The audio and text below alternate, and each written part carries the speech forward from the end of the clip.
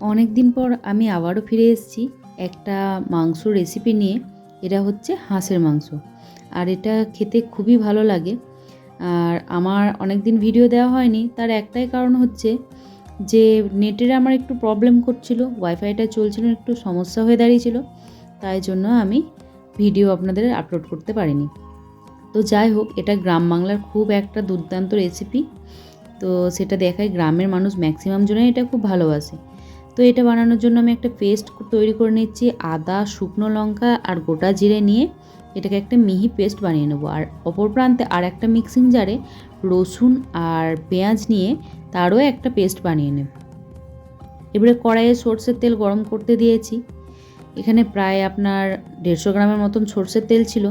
তাতে সামান্য পরিমাণে চিনি ফোড়ন দিয়ে থেতো করা গোটা গরম মশলা আমি দিয়ে দিয়েছি। একটু গরম মশলাটা ভাজা হয়ে গেলে তার মধ্যে গোটা জিরে, হাফ চামচের মতন গোটা জিরে আমি ফোড়ন দিয়ে দিচ্ছি। এবার চিনিটা ভালোভাবে গলে যাওয়ার জন্য ওয়েট করব।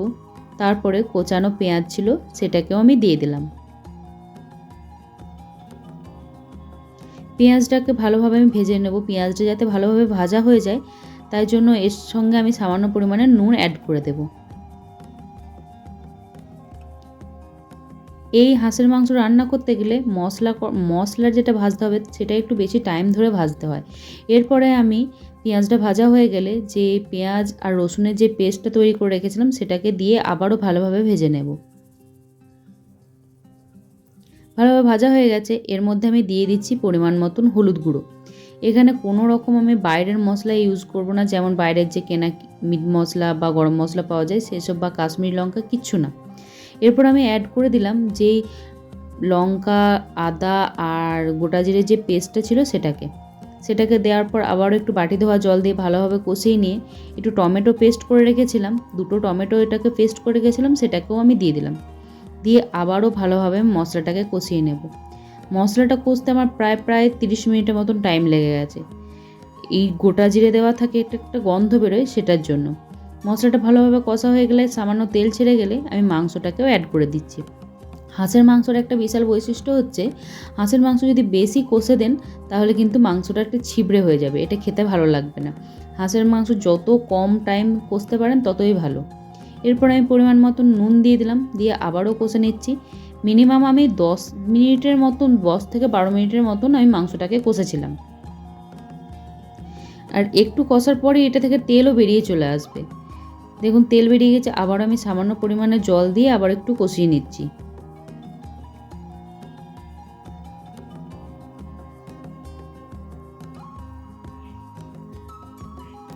বহুত কষ্ট করে আমাকে হাঁস জোগাড় করতে হয়েছে একজনকে দিয়ে, তারপর তাকে দিয়ে কাটিয়ে আমি হাঁসের মাংসটা পেয়েছি। তো যাই হোক, এই যে মাংসটা আমার আরও ভালো করে কষানো হয়ে গেল। যেহেতু মশলাটা আগে থেকে ভালোভাবে কষা হয়েছিল, তেল ছেড়েছিল, তাই মাংসটা বেশিক্ষণ কষতে লাগবে না, এমনিতেই তেলটা বেরিয়ে আসবে। যখন মাংস থেকে ভালোভাবে তেলটা বেরিয়ে চলে এসছে তখন আমি জল দিয়ে দিচ্ছি পরিমাণ মতন। এখানে আমি সামান্য পরিমাণে দিচ্ছি একটু গরম জল দেব। দেখতে পাচ্ছেন জলটা কতটা কম পরিমাণে দিচ্ছি। আর এই সামান্য ঝোলটা ফুটতে শুরু করেছে, তার মধ্যে আমি অন্যদিকে একটা কড়াই বসিয়ে তাতে আমি বড় বড় করে কেটে রাখা আলু আমি ভেজে তুলে নিচ্ছি। এগুলো চন্দ্রমুখী আলু ছিল, আমি সবসময় চন্দ্রমুখী আলুই ইউজ করি। এই যে দেখুন ঝোলটা ফুটতে শুরু করেছে, এর মধ্যে আবার আলুটাও আমি ভেজে তুলে নিয়েছি। এই ঝোলটার মধ্যে আমি আবারও কিছুটা পরিমাণে গরম জল অ্যাড করে দিলাম। আর কিন্তু জলের ইউজ করবেন না, একবারে যতটা ঝোল খাবেন সেরকম পরিমাণে জলটা কিন্তু ইউজ করে দেবেন। জলটা হয়ে গেছে, এবার আমি ঢাকা দিয়ে আমি এটাকে সিদ্ধ হওয়ার জন্য দিয়ে দিচ্ছি। যেহেতু চন্দ্রমুখী আলু আছে, আগে যদি দেওয়া হয় তাহলে আলুগুলো গলে যাবে। হাফ সিদ্ধ হয়ে যাওয়ার পর আমি এরপরে এর সঙ্গে আমি আলুটা অ্যাড করব।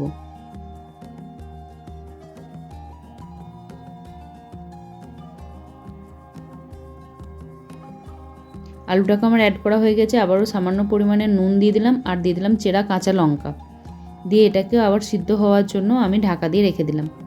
আর এইদিকে দেখুন ঢাকাটা দিয়ে সিদ্ধও হয়ে গেছে। আর এদিকে একটা মশলা তৈরি করে নিচ্ছি, গরম মশলা, যেটা হালকা ভেজে নিয়েছি। 2টো এলাচ, 2টো লবঙ্গ আর সামান্য পরিমাণে দারচিনি ভেজে এটাকে আমি গুঁড়িয়ে নিয়েছি।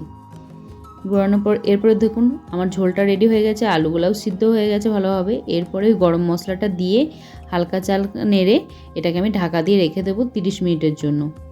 30 মিনিট যদি কারোর হাতে টাইম না থাকে 15 মিনিটের জন্যও রাখতে পারেন, কোনো অসুবিধা নেই। এরপরে আপনাদেরকে সার্ভ করে দেখাচ্ছি কীরকম দেখতে হয়েছে। খেতে সত্যিই খুব ভালো হয়েছিল। এটা চালের রুটি, ভাত, নর্মাল রুটি সবের সাথে খুব ভালো লাগে। এখানে প্রায় আমি 1.5 কেজি পরিমাণের হাঁসের মাংস ছিল, সেটা আমি আপনাদেরকে রান্না করে দেখিয়েছি। দেখতেই পাচ্ছেন কালারটা কেমন এসছে, কোনো কাশ্মীরি লঙ্কা গুঁড়ো সমস্ত কিছু ছাড়া পুরো রঙটাই যেটা এসছে টমেটো আর শুকনো লঙ্কার এটা রঙ। আমি এটা ভাতের সাথে খেয়েছিলাম। আপনাদেরকে এটাও দেখাচ্ছি মাংসটা কতটা সুসিদ্ধ হয়েছে। তাই আমি এখানে 1 বাটি ভাত নিয়ে নিয়েছি আর পরিমাণ মতন মাংস 4-5 পিস আর একটা আলু নিয়ে আমি ঝোলটাও নিচ্ছি সামান্য পরিমাণে। আমার খুব প্রিয় একটা মাংস যেটা হচ্ছে হাঁসের মাংস। যেহেতু আমি গ্রামের মেয়ে, তো আমার হাঁসের মাংসটা খেতে খুবই ভালো লাগে। আর এর সঙ্গে আমি নিয়েছিলাম 2টো লঙ্কা, কাঁচা পাকা লঙ্কা। আর এরপর আমি দেখাচ্ছি যে ঝোলটা কতটা পাতলা হয়েছে। দেখতেই আপনারা বুঝতে পারছেন যে ঝোলটা কতটা টেস্টি হয়েছে।